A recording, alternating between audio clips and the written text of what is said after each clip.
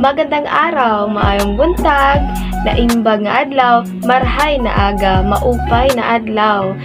Good day everyone. So as you observed, I spoke different greetings because today we're going to talk about multilingual. So what makes a country multilingual? So some countries are very linguistically diverse yet recognized as one or two languages as being official. Based on my research and readings, Philippines is considered to be a multilingual nation because Filipinos speak English as their second language.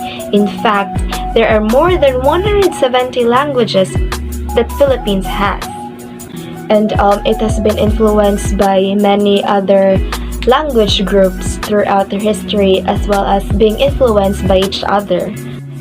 Whereas others makes more an effort to increase accessibility to information for all people in their own mother tongues. So their position in the Pacific Ocean, so near Asia, allowed them many opportunities for trades and correspondence with other nations and languages. Okay, correct me if I'm wrong. In my research, there are 8 spoken by majority of the Filipinos. These are the Tagalog, Cebuano, Ilocano, Hiligaynon or Ilonggo, Bicolano, Waray, Pampango, and Pangasinan. And Filipino is a native language spoken throughout the Philippines and as a means of communication amongst ethnic groups. The language being taught all over the Philippines is Tagalog and English. The Cebuano dialect originated in Cebu, which is in the Visayas. However, it spread to neighboring islands and in the northern and eastern parts of Mindanao.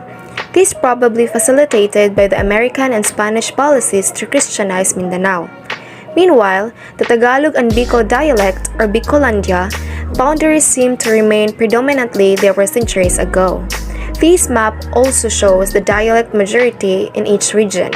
Actually, southern Eastern Mindanao is populated with Ilocano, Tagalog, and other dialects, but Cebuano has become the dominant dialect in the area. The Ilocano dialect has spread out from its origin in the western coast or Ilocandia, which was also probably facilitated by Spanish and American policies. The current linguistic situation here in the Philippines is that the Filipino people are experiencing a period language convergence marked as a high levels of borrowing large languages such as English, Tagalog, as well as regionally important languages. So in the process, for better or for worse, some languages are abandoned altogether and become extinct. The challenges and opportunities of multilingualism can be easily seen both individual and societal level. So meaning to say the people who lives in a multilingual societies or not monolingual are daily faced the question what language to be used, and it's almost impossible to select only one language or another and find themselves in situations where they switch back and forth between the languages. So the resulting mixture usually makes hard to outside observers to understand. Such consideration is known to not only hinder social interaction but also cause social distress to multilinguals.